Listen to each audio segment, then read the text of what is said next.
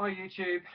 Okay, this video is going to be about getting the most out of your eBay listings, um, getting the best results you can, and things you can do which won't cost you any more beyond your standard listing fee, but things you can do to just maximize the amount of people looking at your items and the amount of people buying from your items. Just simple things that you may have thought about, but you may have not perhaps really maximize the potential of what you can do with a listing. The first one is the title. Um, if you describe your item and you've used 20 or 30 words, that's great. But you're given 80 characters you can use in your title, and it costs you no more to use all 80. So when you've used all the words you might use. Let's say you're listing this. So this is a Fraggle Rock beanie soft toy. The character is red. That's her name. So you'd put all of that in. Fraggle Rock soft toy beanie character red. And then don't stop there. Then you've got to think, what other keywords can I use that might drive traffic of people that would be interested in this? So you might think you'd put Muppets in there, or Muppet Show, because Muppet collectors would be interested in this because these were made by Jim Henson. So put Jim Henson in there. Put TV character in there. Any words and keywords that would drive traffic towards your item from people that would be interested in buying it, and use all of those 80 characters. Like I say, it doesn't cost you any more, but it drives more and more footfall to your item, and that's what you're trying to do. So the next thing beyond that is photographs. This is a huge thing you can do to maximize your turnover and people buying from your things, is to first off, take really good pictures. Take time over it. Have good lighting, frame them well, take time laying it out. It adds perceived value to your stuff if you've obviously taken care over your photographs. It's a mental thing. It's a perceived thing that we all do. If you go into a listings and there's one and it's just a sort of dingy picture of a board game sat in a corner, it's not open, it's all wonky, and it's just like, it doesn't tell you any more, doesn't give you any more information. And then below that is one where the picture, it's all laid out, all of the items are laid out in front of it, the lid's up here, everything's laid out nicely so you can see the board, you can see all the parts and the pieces, and you instantly go, that looks nice. I can see that person's taken time and care over that, and it instantly makes you think, yeah, I like this listing. It adds value to it. And then with photographs, you're given 12 photographs you can use for free on each listing. It doesn't cost you any more. So why take one picture when you can take 4, 5, 12 if you like, and really describe the item with your photograph. So you can take the front of the box, you can take the back of the box, you can do a shot with it open, take a shot of all the pieces, do whatever you like. It all just adds confidence to the buyer that you are happy to show this item in all its glory and you've got nothing to hide. And that is more important with clothing. We sell a lot of clothing. So let's take, if you were selling this, for example, this is a fancy sort of wedding waistcoat set with little cravat ties. So you take, we have mannequins, but if you don't have mannequins, you can just lay it out nicely. It looks just as good.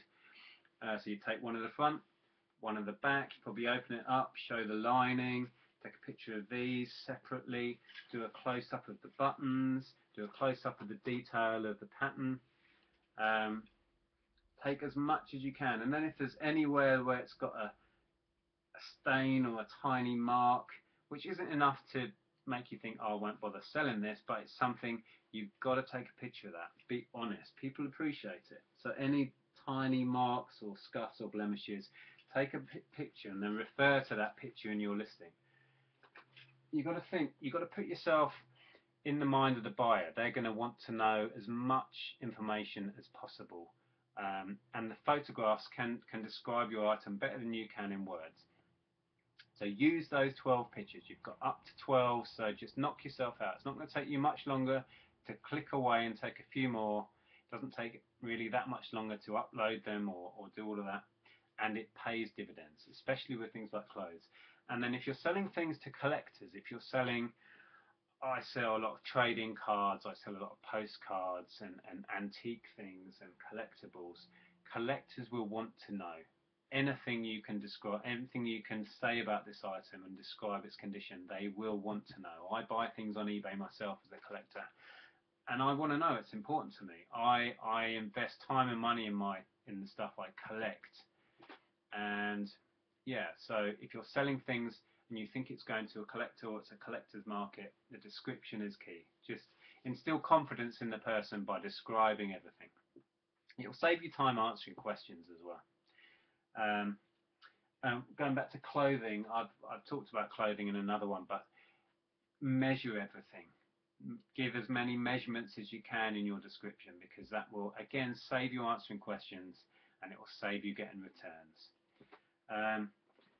So as far as maximizing the potential of your listings goes, there's another couple of things you can do beyond the title, the description and the photographs, really concentrating on those things. You can offer free shipping. Now, we all know there's no such thing as free shipping really. It's just built into the costs that you pay. If you just take the postage cost off, me as a seller, I'm going to lose money, and I'm a businessman. I don't like to lose money. So we know that really free shipping just means that it's built into the cost. But what it does do is it pushes your listings up the rankings. If somebody comes in and just does a standard best match search, they are not ordered in what's ending soonest or what's cheapest or anything like that. It's best match, and your items with free shipping on them are pushed up that rank, and you're more likely for people to see your listings.